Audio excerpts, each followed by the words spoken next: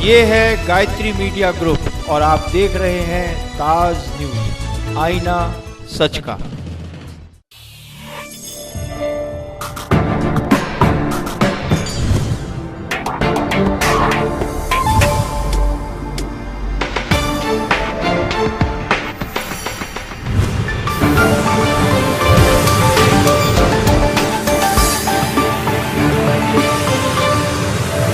नमस्कार, ताज न्यूज में स्वागत है आपका। मैं हूं मीनू सिंह और आइए खबरों की शुरुआत करते हैं सुर्खियों के साथ। ताजमहल के येलो जोन में बदमाशों ने डकैती को दिया अंजाम। लूटपाट के अलावा जमकर की मारपीट, 2 की हालत गंभीर, 1 गिरफ्तार। शहर के नामी कपड़ा बाजार में आग लगने से क्षेत्र में मचा हड़कंप। भारी मशक्कत के बाद बुझ सकी सुभाष बाजार में लगी आग, लाखों का माल हुआ स्वाहा। तहसील दिवस पर जिलाधिकारी ने लगाई अधीनस्थों की जमकर क्लास। सरकारी कामों में ढिलाई बरतने वालों के खिलाफ होगी कड़ी कार्रवाई, दी चेतावनी।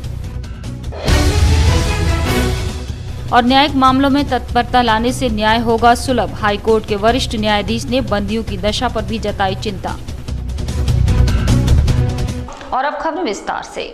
ताजनगरी आगरा में बदमाशों के हौसले इतने बुलंद हैं कि ताजमहल की 500 मीटर के हाई सिक्योरिटी वाले येलो जोन में मंगलवार को बदमाशों ने डकैती की घटना को अंजाम दे डाला। लूटपाट ही नहीं बल्कि लोगों के साथ जमकर मारपीट की, जिसमें 2 की हालत गंभीर बनी हुई है। लेकिन बावजूद इसके पुलिस इस पूरे मामले को दबाने के प्रयास में लगी हुई है। इतना कुछ होने के बावजूद आगरा एसएसपी का कहना है कि मामला केवल मारपीट का है और लूट का प्रयास किया गया है। थाना ताजगंज इलाके में ताजमहल की येलो जोन जहां हाई सिक्योरिटी रहती है, इसी इलाके में पड़ने वाले कुष्ठ आश्रम में देर रात बदमाशों ने धावा बोल दिया। घटना ताजमहल के मुख्य द्वार से कुछ ही दूरी की है। ताजमहल के नजदीक होने से ये पूरा क्षेत्र हाई सिक्योरिटी इलाका है। देर रात करीब 2 दर्जन बदमाशों ने कुष्ठ आश्रम पर धावा बोला। बदमाशों ने महिलाओं के साथ जमकर मारपीट और लूटपाट की। जिसने विरोध किया उसके साथ लाठी डंडों से मारपीट की गई। कई लोगों को जमकर पीटा गया, जिसमें 2 की हालत बेहद गंभीर है। हमारा तो 3 आदमी अटक किया था, तो 4 आदमी घर घुस गया। मेरा पैर हाथ बांध के उलट दिया था, गुस्सा मारने लगा। हाँ, लड़के के भी पकड़ के उसको भी 2 आदमी दाब रखा था। कितना सामान लूट के ले गए? 5 तोला करीब सोना था और चांदी भी था, 5-6 तोला। कितने घरों में डकैती डाली थी उन लोगों ने? अब लाइन से कर 3, 4 और 5 घर मान के चलो। 5 घर मान के चलो। पुलिस आई थी? आई थी, वो आते आते जब तक वो निकल नहीं, पुलिस आई थी तो पुलिस तो कह रही कि कोई लूटपाट नहीं हुई, कोई मारपीट करी है। नहीं तो पुलिस तो कह रही है कि कोई लूटपाट नहीं करी। क्या पुलिस ने तुमसे लिखवा दिया कि हमारी कोई लूटपाट नहीं है? नहीं, इंक्वायरी करके देखा तो आपने बताया कि नहीं हमारा इतना लूटा। जब इस पूरे मामले में आगरा के एसएसपी जानकारी लेनी चाहिए तो सुनिए उनका जवाब क्या है। ऐसा कुछ नहीं हुआ, चोरी का प्रयास किया गया है और हल्की फुल्की मारपीट, जिसमें वहीं के एक बदमाश की गिरफ्तारी कर ली गई है। रहते हैं वहाँ पे रात में मारपीट हुई है, उसमें एक गिरफ्तारी भी हुई है। जो इंस्पेक्टर का कहना है वो है कि पास ही में कुछ लोग रहते हैं, उन्होंने कल कुछ चोरी का या मारपीट का वहाँ पे प्रयास किया है। तो आज मुकदमा भी लिखा जा रहा है उसमें और कार्रवाई होगी हमारे तरफ से। क्या येलो जोन में जिस तरह से घटना हुई है तो येलो जोन में सिक्योरिटी बड़ा प्रश्न नहीं उठता, क्योंकि ताज नहीं, देखिए उसमें येलो जोन की मैं नहीं जानता कि एग्जैक्टली ये येलो जोन, लेकिन वहाँ पे एक जंगल भी है, जंगल के किनारे कुछ लोग भी रहते हैं और उसी में से एक आदमी इसमें पकड़ा भी गया है। तो ये जांच का विषय है कि एग्जैक्टली येलो जोन में हुआ है भी कि नहीं। जबकि पीड़ित लोगों का कहना है कि करीब 2 दर्जन कच्छाधारी बदमाशों ने घटना को अंजाम दिया और पुलिस ने अपनी किरकिरी होने से बचाने के लिए एक व्यक्ति को गिरफ्तार कर लिया। आश्रम में है, ये येलो जोन में जो आता है एरिया, इस एरिया में इतना सुरक्षित होने के बावजूद भी, यहाँ बैरियर होने के बावजूद भी यहाँ पे लूटपाट करके ले गए। कुछ बदमाश आए, कम से कम 20-25 के समथिंग। तो एक घर में कम से कम 6 से 7 लोग घुसे, 4 बाहर 4 अंदर करके, और सब जो है जेंट्स उनको सब बांध दिया और लेडीज़ को बोला भी अंदर जाके अपना चुप करके बैठ जाओ, और सब सामान उठा के ले गया वो लोग जो भी था ढूंढ ढांड के। हाँ, डर उसको डर होता था ऐसे करता, कभी ऐसे हुआ ना, हम लोग का क्या पता है ऐसे होगा करके। तो कितने लोग थे ये सब? बाबू 20-25 था। मोटा डंडा बड़ा डंडा ले हमारा बार में सोया ना ऐसे खड़ा है। तो कितने घर में लूटपाट करके ले गया? ये होया है एक दो तीन चार घर, पांच घर में लूटपाट कर गया। तो ये सब यहाँ क्या रहते हैं? कुछ लोग रहते हैं? हम लोग सब कुष्ट लगा रहता है। वहाँ सब कुष्ट वालों को लूट के ले गया था। अब बता आप लोग के कमाए, आप लोग से पैसा मांग के 2 रुपया करके लाता है, बाजार में चंदा करके लाता है, उसी में से हम लोग खर्चा करते, पढ़ाई करता, खाती हूँ, दुख तकलीफ है, बीमार है नहीं। उसी आगरा के सबसे पुराने और घने बाजारों में शामिल बिजली घर स्थित सुभाष बाजार में मंगलवार को उस समय हड़कंप मच गया जब यहां स्थित एक कपड़ा शोरूम में अचानक आग लग गई, जिस पर काबू पाने के लिए दमकल को घंटों मशक्कत करनी पड़ी, तब कहीं जाकर आग पर काबू पाया जा सका। इस हादसे में लाखों रुपए के माल का नुकसान हुआ है। ये घटना है थाना मंटोला के सुभाष बाजार में स्थित कपड़े के शोरूम की, जहाँ अचानक भीषण आग लग गई। ये आग इतनी भीषण थी कि शोरूम में कपड़े धू कर जलने लगे। आग की सूचना पर कई फायर ब्रिगेड मौके पर पहुंच गई और आग बुझाने की कोशिश करने लगी। आग ने शोरूम में रखे कपड़ों को स्वाहा कर दिया। आग के कारणों का फिलहाल कोई पता नहीं चल पाया है, लेकिन इस आग से शोरूम में रखे लाखों रुपए के कपड़े जलकर खाक हो गए। आग लगने से पूरे बाजार में दहशत का माहौल बना रहा, जिससे यहाँ से गुजरने वाला यातायात भी प्रभावित हुआ। ट्रेडर्स की कपड़े की दुकान है, इसमें आग लगी है और जैसी सूचना मिली लोकल पुलिस, फायर सर्विस सब लोग आ गए। क्षेत्रीय जनता ने भी बड़ी मदद की, उन्होंने नीचे का काफ़ी सामान बचा लिया है और ऊपर के स्टोर में कुछ आग लगी है, कपड़े का नुकसान हुआ काफ़ी। फायर सर्विस आ गई है, आग इस समय कंट्रोल में है, कोई जनहानि नहीं है। क्या कुछ नुकसान का आकलन और आग लगने का कारण स्पष्ट हुआ है? आग लगने का कारण जो क्षेत्रीय लोग बता रहे हैं शॉर्ट सर्किट लग रहा है और नुकसान तो काफ़ी हुआ है। कपड़ा है, रेडीमेड कपड़ा है, जो कपड़े पे पानी पड़ जाएगा वो मुश्किल ही काम आएगा, तो नुकसान तो काफ़ी हुआ है इन लोगों को। सरकारी कामों में लापरवाही बरतने वाले अधिकारियों पर जमकर निकला जिलाधिकारी का गुस्सा, जिन्होंने तहसील दिवस के दौरान उनकी जमकर क्लास ली। पानी, बिजली और पुलिस के अलावा नगर निगम से जुड़े मसलों पर भी विभागीय लोग डीएम के निशाने पर रहे, जिन्होंने सभी शिकायतों का उचित समाधान न करने पर संबंधित लोगों के खिलाफ कार्रवाई की बात कही।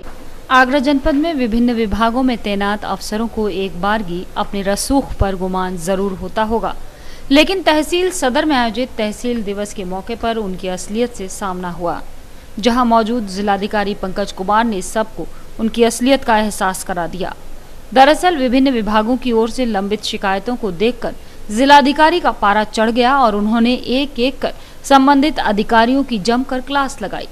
डीएम ने सभी को चेतावनी देते हुए कहा कि जनता की समस्याओं का निस्तारण तहसील दिवस का एकमात्र मकसद है, जिसमें ढिलाई कतई बर्दाश्त नहीं की जाएगी। समस्याएं, शिकायतें, उनका निस्तारण यथासंभव यथाशीघ्र होना है और निस्तारण वास्तविक रूप से होना है, कोई आयवश नहीं होना है। इसकी समीक्षा हम लोगों ने की। एसडीएम साहब उसमें लगातार काम कर रहे हैं। उनको बताया गया कि थोड़ा और उसको देख लें कि जहाँ कमी हो वहाँ पे अपने स्तर से रिव्यू करें, डीपली रिव्यू करें, जिससे कि जो कमियाँ हैं वो दूर हो सकें। और जहाँ जहाँ ऐसे विभाग हैं जो रिपोर्ट्स ऐसी भेज रहे हैं जैसे कि निस्तारण कर दिया जाएगा या 2 सप्ताह में काम निपट जाएगा, तो those should not be treated as निस्तारण। उनको निस्तारण नहीं माना जाए, उनको वापस भेजा जाए संबंधित विभाग को, वो निस्तारण करके आख्या दें। काम अगर हो सकता है तो काम होने के बाद ही आख्या आनी चाहिए। अगर काम डिमांड का है कि साहब यहाँ रोड चाहिए, इलेक्ट्रिफिकेशन चाहिए, हैंड पम्प चाहिए, तो वो मनी लिंक्ड स्कीम्स हो जाती हैं।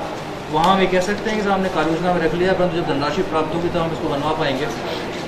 तो जो ऐसी समस्याएं जो सॉल्व हो सकती हैं उनको तुरंत सॉल्व करना पड़ेगा। इसमें जिला स्तरीय अधिकारियों से भी स्पेशल रूप से कहा जा रहा है कि उनको स्वयं देखना चाहिए कि उनके विभाग की समस्याएं दूर हो रही हैं कि नहीं हो रही। अगर किसी भी विभाग के द्वारा कोई आख्या भेजी जा रही है और उसमें कमियाँ हैं, तो जिला स्तरीय अधिकारी को उसमें जिम्मेदार माना जाएगा, उसके विरुद्ध भी कार्रवाई करने पर बात होना पड़ेगा अगर आवश्यकता पड़ती है। गौरतलब है कि तहसील दिवस शासन की प्राथमिकता वाली योजनाओं में शुमार है, लेकिन तमाम विभागों ने उसमें आई शिकायतों के समाधान में उदासीनता दिखाई, जिसके लिए इस मौके पर डीएम ने सबकी कड़ी लताड़ लगाई और उन्हें त्वरित निस्तारण के लिए हिदायत दी। सड़कों पर बंद पड़ी स्ट्रीट लाइट्स के लिए जिलाधिकारी ने निगम के अधिकारी को खूब सुनाई और लचर कार्यप्रणाली वाले हर अफसर को उन्होंने गंभीरता से काम करने की चेतावनी दी। लंबित वादों के त्वरित निस्तारण से घट सकता है न्यायपालिका का बोझ, ये कहना है इलाहाबाद हाई कोर्ट के वरिष्ठ न्यायाधीश और राज्य विधिक सेवा प्राधिकरण के कार्यपालक अध्यक्ष न्यायमूर्ति राकेश तिवारी का, जो जेपी सभागार में जिला विधिक सेवा प्राधिकरण के कार्यक्रम में बोल रहे थे, जहां उन्होंने जेलों में निरुद्ध बंदियों की दशा पर भी चिंता जताई। राज्य विधिक सेवा प्राधिकरण के कार्यपालक अध्यक्ष और हाईकोर्ट इलाहाबाद के वरिष्ठ न्यायाधीश राकेश तिवारी ने आगरा के लोगों का अभिवादन स्वीकार किया। जेपी सभागार में आयोजित कार्यक्रम में शिरकत के दौरान जिनका गर्मजोशी से स्वागत किया गया। मौका था विधिक सेवा प्राधिकरण की ओर से आयोजित विधिक शिविर का, जहां मौजूदा न्यायिक व्यवस्था के विभिन्न पहलुओं पर गौर फरमाया गया और उसके संबंध में जरूरी सुझाव दिए गए। न्यायमूर्ति राकेश तिवारी ने इस मौके पर त्वरित विचारण और बंदियों की दशा के संबंध में खासी गंभीरता दिखाई। हम एक बार बचपन में पन्नगर गए थे, तो वहाँ पर हमारा भाई है, बड़े भाई का भाई है, कजन थे, तो हमने देखा पन्नगर से बाहर एक ओपन एयर जेल बनाई गई थी, तो वहाँ के सब लोग जाते थे सोशल सर्विस करने के लिए। तब हमको उस समय ओपन एयर जेल्स का कंसेप्ट आया कि ऐसी भी जेलें होती हैं जहाँ पर कैदी को सुधरने का मौका देते हैं। हम आप सबसे ये सब बता रहे हैं कि कोई ये प्रॉब्लम सिर्फ जुडिशरी की प्रॉब्लम नहीं है। डिस्पेंसेशन ऑफ जस्टिस में कमी कहाँ है, क्यों न्याय नहीं मिल पा रहा है? The reason is speedy trial न्याय देने में हम असक्षम क्यों हो रहे हैं? हम लोगों को एक इंट्रोस्पेक्शन करना पड़ता है। As you know, total post high court जजेस की 600 पोस्ट, 35-40 की काफ़ी खाली रहती है। हमारे पास इंफ्रास्ट्रक्चर नहीं। इस आयोजन में उन तमाम लोगों को सुलभ न्याय उपलब्ध कराने पर भी जोर दिया गया जो आर्थिक कारणों से खर्चा उठा पाने में असमर्थ रहते हैं। वक्ताओं ने उन्हें भी सुलभ और सरल न्याय दिलाने की बात कही। कार्यक्रम के दौरान मंडलायुक्त प्रदीप भटनागर के अलावा जिला जज और डॉक्टर अंबेडकर विश्वविद्यालय के कुलपति भी मौजूद रहे। थाना शाहगंज क्षेत्र के शिवाजी नगर इलाके में लुटने से बच गया एक एटीएम, जिसे भरसक प्रयासों के बाद भी लुटेरे तोड़ने में नाकामयाब रहे। सीसीटीवी कैमरे में आए फुटेज के मुताबिक मध्य आधी रात्रि के करीब 2 लोगों ने लूट की घटना को अंजाम देने के प्रयास किए। जानकारी मिलने पर एसपी सिटी से लेकर कई अन्य बड़े अधिकारी मौके पर पहुंच गए और घटना की जांच पड़ताल शुरू कर दी। थाना शाहगंज क्षेत्र में अज्ञात बदमाशों ने एक एटीएम को अपना निशाना बनाने की कोशिश की। मामला शिवाजी नगर इलाके का है, जहां ईजीडी के बराबर में यूनियन बैंक का एटीएम लगा है। इस एटीएम पर रात को करीब 1:30 से 2 बजे के बीच 2 लुटेरों ने अपने हाथ आजमाए, मगर सफल नहीं हो सके। यहां मौजूद पुलिस के अधिकारियों ने बताया कि नकाब पहने 2 लोगों ने लोहे की सब्बल से एटीएम तोड़ने की कोशिश की, पर गनीमत रही कि वो नाकाम रहे। थाना पड़ता है लोहा मंडी क्षेत्र में, वहाँ पे एटीएम तोड़ने का प्रयास हुआ है, लेकिन उसमें एटीएम को क्षति पहुँची है, लेकिन पैसा वगैरह कुछ गया नहीं है। उसमें आगे हम इन्वेस्टिगेशन करेंगे। पुलिस ने मामले की गंभीरता को देखते हुए फिंगरप्रिंट से लेकर डॉग स्क्वाड टीम तक को बुला लिया और सबूत जुटाने की कोशिश की। दरअसल पिछले कुछ समय से शहर के एटीएम्स बदमाशों के लिए सॉफ्ट टारगेट बन गए हैं। पुलिस और प्रशासन के लाख सुझावों के बाद भी विभिन्न बैंक्स ने अभी भी अपने एटीएम्स पर गार्ड तैनात नहीं किए हैं, जिसकी वजह से लगातार ऐसी घटनाओं में इजाफा होता जा रहा है। खबरों का सफर अभी और भी है, लेकिन वक्त तो चला है एक छोटा सा ब्रेक लेने का।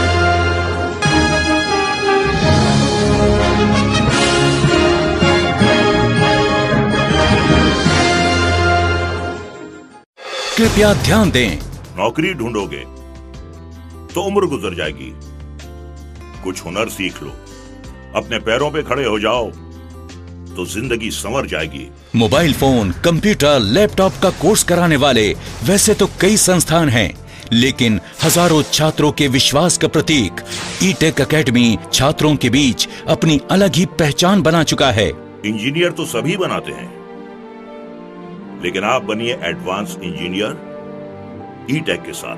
जी हाँ, भारी छूट का प्रलोभन या झूठे वादों का आश्वासन अपनाओगे तो जिंदगी भर पछताओगे, क्योंकि सफलता तभी मिलती है जब फैसला सही हो। इसलिए अपने पैसे और समय को बचाइए और ई-टेक को अपनाइए, क्योंकि सिर्फ ई-टेक देता है 100% सफलता की गारंटी। ई-टेक द्वारा पहली बार mobile phone, laptop, computer course के साथ plasma, LED TV, inverter, UPS, DCA, DTP, English speaking इत्यादि जैसे रोजगार परक कोर्सेज भी कराए जा रहे हैं। अधिक फीस में अधूरा ज्ञान या कम फीस में पूरा ज्ञान, फैसला आपका। हमारा पता है 2nd floor, city plaza, Shah market, Agra, UP. Phone number 7500330330। E-Tech सिर्फ नाम ही काफी है।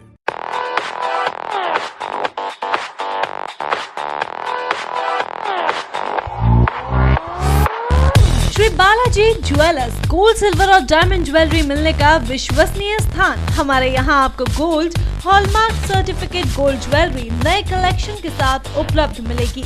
संपर्क करें Shri Balaji jewellers, Fortune tower near Kargil petrol pump, Agra. Phone number 9719333563 और 9759333992। श्री बालाजी ज्वेलरी, दुल्हन की jewellery, AD jewellery, artificial bangles, chain व सभी प्रकार के सेट्स यहाँ पर उपलब्ध है। तो तुरंत संपर्क करें 21 सुपर बाजार, कारगिल पेट्रोल पंप के पीछे, आगरा। फोन नंबर 9358464218 और 8865911110। Give your child the best start in life with the International School Agra's unique blend of academics, experiential learning, life skills, spoken English and human values. The school is professionally managed by Bangalore-based Stratagem EduServe, India's leading education partner, and also offers America's leading sports program from Kuhu Sports. Admissions open from KGI to grade 6. Campus located at Fatehabad Road. For admissions, call 07055004999 or 4449. Nandini group का एक और कदम, Nandini stay. अब कागारौल में एक ऐसी colony जहां आप पा सकते हैं पक्की सड़क, स्वच्छ जल, बिजली की सुनिश्चित आपूर्ति, हरे भरे पार्क, भव्य मंदिर, कॉमर्शियल प्लॉट और दुकान, वो भी बहुत कम कीमत में। ये सब सुविधा कागारौल में गेट बंद कॉलोनी यानी नंदिनी स्टेट में। अब गांव को शहर बनाना है, हमारा सपना आपका घर हो अपना। नंदिनी स्टेट। परम पूज्य संत जय गुरुदेव जी महाराज के उत्तराधिकारी संस्था अध्यक्ष पंकज जी महाराज के दिव्य प्रवचन सुनिए हर रोज प्रातः 8:30 बजे ताज गायत्री चैनल नंबर 873 पर। बाबा जी का कहना है शाकाहारी रहना है। निवेदक जय गुरुदेव धर्म प्रचारक संस्था मथुरा। संपर्क करें 9412726572। अराकीन कमेटी मदरसतुल बनात ज्योतिनगर ताजगंज आगरा, जहां लड़कियों की आला दीनी व दुनियावी तालीम व तरबियत से आरास्ता कराने के लिए मदरसतुल बनात का आगाज हो चुका है, जहां पर लड़कियों के लिए आलमियत का 6 साल का मुकम्मल कोर्स, नाजरा कुरान, उर्दू, इस्लामी तरबियत व दस्तकारी और दुनियावी तालीम, हिंदी, इंग्लिश व अन्य विषयों की भी मुकम्मल जानकारी कक्षा 1 से 8 तक, दूर दराज से आने जाने के लिए गाड़ी की सुविधा। दाखिले की आखिरी तारीख 10 अप्रैल 2015। तो जल्द ही अपनी बेटियों को आला दीनी व दुनियावी तालीम हासिल कराने के लिए संपर्क करें। अराकीन कमेटी मदरसतुल बनात ज्योतिनगर ताजगंज आगरा। मोबाइल नंबर 9027431462 और 9058000245।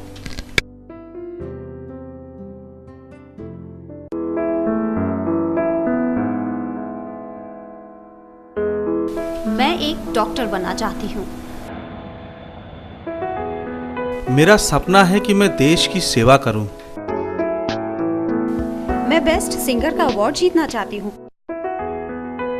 तो आप अपने बच्चे को क्या बनाना चाहते हैं? अपने बच्चों के बेहतर भविष्य के लिए आइए सेंट एसपी इंटरनेशनल एकेडमी, जहां आपके बच्चों को लाने ले जाने के लिए बस सुविधा, आधुनिक लाइब्रेरी, आधुनिक कंप्यूटर से सुसज्जित कंप्यूटर लैब, प्रैक्टिकल लैब, बच्चों के खेलने के लिए प्लेग्राउंड व खेल खिलौनों की उचित व्यवस्था। Admission open from class nursery to 7th। संपर्क करें गांव खंडेर, टीकतपुरा, फतेहाबाद, बहारोड, फतेहाबाद, आगरा। Contact number 9756607507।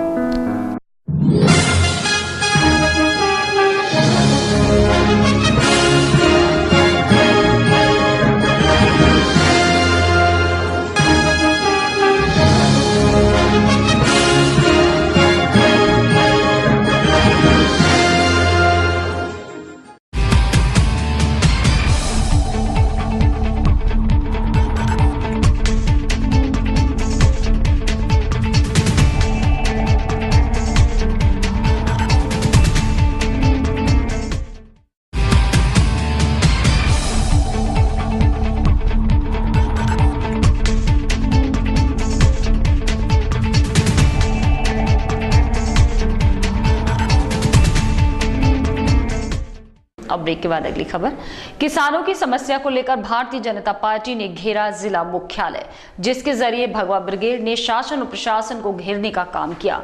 भाजपा नेताओं ने किसानों की अनदेखी का आरोप लगाते हुए प्रशासन से मुआवजे के नाम कराए गए सर्वे पर अविश्वास जाहिर किया और नुकसान का सर्वे किसी दूसरी एजेंसी से कराने की मांग उठाई। प्रदर्शन के दौरान पुलिस और प्रशासन के अफसरान भी मुस्तैद नजर आए। आगरा में किसानों की समस्या को लेकर सभी राजनीतिक दलों में शुभचिंतक बनने की होड़ जारी है। बीजेपी भी जिसमें पीछे नहीं रही। अपने पूर्व निर्धारित कार्यक्रम के मुताबिक भाजपाई सुभाष पार्क पर जमा होना शुरू हो गए, जहां उन्होंने प्रदेश सरकार द्वारा किसानों के लिए प्रयासों को नाकाफी बताया। उनका कहना है कि जिला प्रशासन और प्रदेश का शासन जो मुआवजा बांट रहा है उसके चेक तक बाउंस हो रहे हैं। पीड़ित किसानों के साथ इससे बड़ा मजाक और क्या हो सकता है। जमीनी स्तर पर काम कर रहे लोगों में जिससे भारी नाराजगी दिखी। तो 1500 के चेक आज ये अखबार बता रहा है कि बाउंस हो गए। ये तो सरकारों की नीति है। दरअसल भारतीय जनता पार्टी की जिला इकाई की ओर से ये धरना प्रदर्शन प्रस्तावित था। जिला अध्यक्ष अशोक राणा की और प्रदेश के नेता राम प्रताप सिंह चौहान की मौजूदगी में जिसे अंजाम दिया गया। सुभाष पार्क पर जमा भाजपा कार्यकर्ता जुलूस के रूप में कलेक्ट्रेट पहुंचे, जहां प्रशासन को ज्ञापन सौंपकर किसानों के हितों की आवाज उठाई। भाजपा ने मांग की है कि किसानों के लोन और बिजली के बिल माफ किए जाएं, जबकि मुआवजे को लेकर एक स्पष्ट नीति पर काम किया जाए। भाजपा नेता चौधरी रामेश्वर सिंह के मुताबिक जब पूरे जनपद में ओलावृष्टि हुई है और खेती का हर जगह नुकसान हुआ तो पूरे जनपद को आपदाग्रस्त घोषित कर दिया जाना चाहिए। भगवा ब्रिगेड ने प्रशासन के सर्वे पर भी सवाल खड़े किए और किसी निजी एजेंसी द्वारा निष्पक्ष सर्वे कराने की मांग की। बेसिक शिक्षा विभाग की उदासीनता के चलते दर्जनों शिक्षा मित्रों को उठानी पड़ी परेशानी, जो विभागीय कार्यालय पर काउंसलिंग के लिए आए थे। दरअसल शासन के निर्देश पर शिक्षा मित्रों को सहायक अध्यापक पद पर समायोजित किए जाने की प्रक्रिया चल रही है, जिन्हें विभाग द्वारा काउंसलिंग के लिए बुलाया गया, लेकिन इसके बावजूद पूरे प्रबंध नहीं किए गए। नतीजा ये रहा कि भीषण गर्मी में अभ्यर्थी बैठने से लेकर पीने के पानी तक के लिए तरस गए। ये नजारा बेसिक शिक्षा विभाग की ओर से की जा रही काउंसलिंग का है, जहां शिक्षा मित्रों को बतौर सहायक अध्यापक समायोजित किए जाने की प्रक्रिया चल रही है। मगर ताज्जुब की बात यह है कि इस चिलचिलाती धूप में भी विभाग की ओर से कोई प्रबंध नहीं किए गए और अभ्यर्थियों को भारी परेशानी उठानी पड़ी। वो न केवल पानी के लिए तरस गए, बल्कि उन्हें घंटों धूप में बैठकर अपनी बारी का इंतजार करना पड़ा। पानी की व्यवस्था है ना, जो काउंसलिंग के लिए बच्चे आए हुए हैं उनके लिए ना तो कोई इन्होंने छाया की व्यवस्था कर रखी है। यहाँ पे व्यक्ति इतना परेशान धूप में लगा हुआ है। काउंटर्स भी इन्होंने केवल 2 ही कर रखे हैं, पुरुष का एक महिला का। जब महिलाओं की जब संख्या ज़्यादा है या पुरुषों की संख्या ज़्यादा, काउंटर की संख्या बड़ी होनी चाहिए, ना तो यहाँ पे संख्या पूरी है। और महिलाएं आप खुद देख सकते हैं इतनी परेशान है, कोई शेड्यूल नहीं है इनका। सुबह कितने बजे बुला लिया आपने? सुबह यहाँ पे तकरीबन जो ट्रेनिंग के लिए आए थे वो तो बंदे काफ़ी 7 बजे के यहाँ बैठे हुए, लेकिन यहाँ पे 10 बजे से काम स्टार्ट होना था, वो भी तकरीबन काफ़ी लेट स्टार्ट हुआ है। सबसे बड़ी समस्या एक तो रूल नहीं यहाँ पे कोई बनाया गया है भाई, नाम के अनुसार एज के अनुसार बुलाना चाहिए। अब इतनी कड़ी धूप में धक्का मुक्की हो रही है और अंदर भी अभी कोई कार्रवाई नहीं चल रही है। नहीं है, पीने के पानी व्यवस्था नहीं है, ना कोई सुविधा है। यहाँ खास बात ये रही कि विभाग ने अभ्यर्थियों को काउंसलिंग के लिए 10 बजे का समय दिया, लेकिन अधिकारी के समय पर ना पहुँचने से काउंसलिंग समय से शुरू ही नहीं हो सकी, जिससे दूर दराज से आने वाले ऐसे छात्रों को काफी दिक्कतें आईं जिन्हें आज ही वापस लौटना था। भारत संचार निगम लिमिटेड की संजय प्लेस शाखा के कर्मचारी मंगलवार से 2 दिन की हड़ताल पर चले गए। कर्मचारियों ने बीएसएनएल विभाग से 20 सूत्रीय मांगों पर अमल करने के लिए विभाग के उच्च अधिकारियों से अपील की है। मांगे न माने जाने पर कर्मचारियों ने हड़ताल और आगे बढ़ाने की चेतावनी दी। भारत संचार निगम लिमिटेड के कर्मचारियों में मैनेजमेंट के खिलाफ भारी नाराजगी है, जो लंबित चली आ रही मांगों को लेकर संघर्ष कर रहे हैं। यही वजह रही कि बीएसएनएल कर्मियों ने 21 और 22 अप्रैल को हड़ताल करने का ऐलान कर दिया। इस देशव्यापी स्ट्राइक का आगरा जनपद में भी असर देखने को मिला, जहां के कर्मचारियों ने भी विभागीय कामों से हाथ खींच लिए। इसके लिए ऐसा है, गवर्नमेंट ने अधर्मी अपनाई हुई है। 2007 से किसी भी प्रकार का डेवलपमेंट नहीं हुआ है विभाग में। मेन मुद्दा हमारा डेवलपमेंट का है। डेवलपमेंट हम चाहते हैं, कर्मचारी डेवलपमेंट हो तो विभाग की तरक्की हो। विभाग की तरक्की नहीं है तो कर्मचारी बेकार हैं। इसलिए सबसे मेन मुद्दा क्या है, जैसे कि भर्ती के ऊपर बैन है, आपका टावरों का जो रखरखाव होता है वो प्राइवेट सेक्टर को ना देकर बीएसएनएल को दिया जाए। दूसरा, हमारा स्पेक्ट्रम जो हमारे जो बेचे जाते हैं, विभाग या सरकार बेचती है, उसका पैसा बीएसएनएल को मिलना चाहिए। दरअसल कुछ खास मांगों को लेकर बीएसएनएल कर्मी पिछले एक अरसे से मैनेजमेंट और सरकार से मांग करते चले आ रहे हैं, जिसमें बीएसएनएल और एमटीएनएल के विलय को लेकर भी उनमें नाराजगी है। सेवानिवृत्ति में पेंशन का नियमित संशोधन और मजदूर विरोधी सिफारिशों को रद्द करने की मांगे प्रमुख हैं। Forum of BSNL unions and associations ने जिसके खिलाफ मोर्चा खोलते हुए 2 दिवसीय हड़ताल की, जो 22 अप्रैल को भी जारी रहेगी। सामाजिक सेवा के क्षेत्र में अपना योगदान देने के लिए द्वारिका डेंटल क्लिनिक ने मंगलवार को अपने टीचर्स कॉलोनी स्थित क्लिनिक पर निःशुल्क दंत परीक्षण शिविर लगाया, जिसमें मरीजों का निःशुल्क चेकअप किया गया। चेकअप कराने आए मरीजों ने भी क्लिनिक स्वामी के सामाजिक क्षेत्र में दिए जा रहे योगदान की सराहना की। टीचर्स कॉलोनी स्थित द्वारिका डेंटल क्लिनिक द्वारा मंगलवार को एक निःशुल्क दंत शिविर का आयोजन किया गया, जिसका उद्घाटन एसपीसीटी आगरा समीर सौरभ ने किया। मरीजों ने इस निःशुल्क दंत शिविर में पहुंचकर अपने दांतों का फ्री चेकअप कराया और डॉक्टर्स द्वारा मरीजों को उचित परामर्श दिया गया। वहीं डॉक्टर हर्षा महेश्वरी का कहना था कि आज के समय में मुंह में कई तरह की बीमारियां देखी जा रही हैं। आज मैंने एक फ्री चेकअप कैंप रखा हुआ है। जो भी गरीब मरीज हैं, जिन्हें भी ज़रूरत है दांतों के इलाज की, वो यहाँ आकर अपने दांतों के बारे में सलाह ले रहे हैं और जो भी उनके दांतों में दिक्कत है, उन्हें जो बेहतर से बेहतर इलाज की जो ज़रूरत है वो मैं उन्हें बता रही हूँ। मुख्य रूप से दांतों में बीमारी यही पायरिया देखा जा रहा है और दांतों में सड़न भी है। देखिए, द्वारिका डेंटल क्लिनिक के द्वारा जो डॉक्टर हैं प्रांजल महेश्वरी और हर्षा महेश्वरी, इनके द्वारा एक सामाजिक सेवा के लिए कार्य प्रारंभ किया गया है। इन्होंने डेंटल क्लिनिक यहाँ पर चल रहा है और उन्होंने क्षेत्र के और आसपास की जो बस्तियाँ हैं वहाँ के गरीब लोगों के लिए शिविर का आयोजन किया। जो आजकल डेंटल देखभाल बहुत आवश्यक है। लोग पान मसाला, गुटखा, अन्य प्रकार की सेवन करते हैं और पता नहीं लगता कब कोई डिसीज़ हो जाती है। तो इस चेकअप से पता रहेगा कि किसी को अगर कोई दिक्कत है तो प्रारंभ में उसका इलाज प्रारंभ किया जा सके। इस शिविर में पहुंचे आगरा कॉलेज के प्राचार्य मनोज रावत का कहना था कि आजकल की जनरेशन खान पान में पान मसाला, गुटखा का इस्तेमाल कर रही है, जो भविष्य में मुंह की बीमारियों को पैदा करता है। अगर समय रहते मुंह की जांच करा ली जाए तो उन बीमारियों से बचा जा सकता है। महर्षि परशुराम जयंती महोत्सव समिति ने मंगलवार को एक प्रेस वार्ता का आयोजन किया, जिसमें समिति के पदाधिकारियों ने बताया कि हर वर्ष की तरह इस साल भी महर्षि परशुराम जयंती महोत्सव समिति भगवान परशुराम की भव्य शोभा यात्रा का आयोजन 26 अप्रैल को करने जा रही है। इस मौके पर समिति के पदाधिकारी 23 अप्रैल को रक्तदान भी करेंगे, जो जरूरतमंद व्यक्ति को दिया जाएगा। भगवान परशुराम जयंती के मौके पर पूरे शहर में कई आयोजन किए जा रहे हैं। इसी कड़ी में महर्षि परशुराम जयंती महोत्सव समिति ने मंगलवार को एक प्रेस वार्ता का आयोजन किया, जिसमें समिति द्वारा कराए जा रहे कार्यक्रमों की पदाधिकारियों ने जानकारी दी। 8 दशक से लगातार शोभा यात्रा भगवान परशुराम की परशुराम इंटर कॉलेज से निकलते हुए पूरे शहर का भ्रमण करती है, जिसमें जगह जगह उसका बृहद स्तर पर स्वागत किया जाता है। वर्तमान समय में इस यात्रा में फुलट्टी बाजार में बृहद स्तरीय एक रेणुकापुरी का आयोजन किया गया है। जो हमारा सबसे पहले कार्यक्रम है हाथीघाट मंदिर पर मथुरेश जी का जो मंदिर है वहाँ पर एक भव्य महाआरती का आयोजन है और उसके साथ साथ एक मीठे पानी की प्याऊ का आयोजन भी वहाँ किया गया है। 23 तारीख को महर्षि परशुराम जयंती महोत्सव समिति की ओर से 9 तारीख को लोक हितम ब्लड बैंक कमलानगर में एक रक्तदान शिविर लगाया जाएगा जो पूर्व में कई वर्षों से निरंतर चल रहा है। जयंती महोत्सव समिति के अध्यक्ष गोपाल गुरु जी के नेतृत्व में सारे कार्यक्रम समापन होंगे।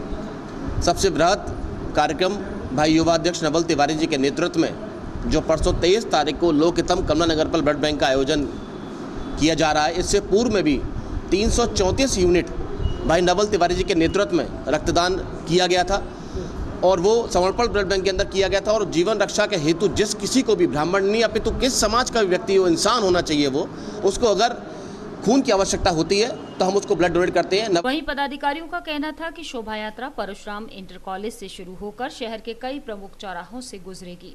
साथ ही समिति ने एक रक्तदान शिविर भी लगाए जाने की बात कही जो जरूरतमंद व्यक्ति को दिया जाएगा। और इसी के साथ फिलहाल बुलेटिन में सिर्फ इतना ही। अगले बुलेटिन में कुछ और नई खबरों के साथ आपसे फिर होगी मुलाकात। जुड़े रहिए ताज न्यूज के साथ। नमस्कार।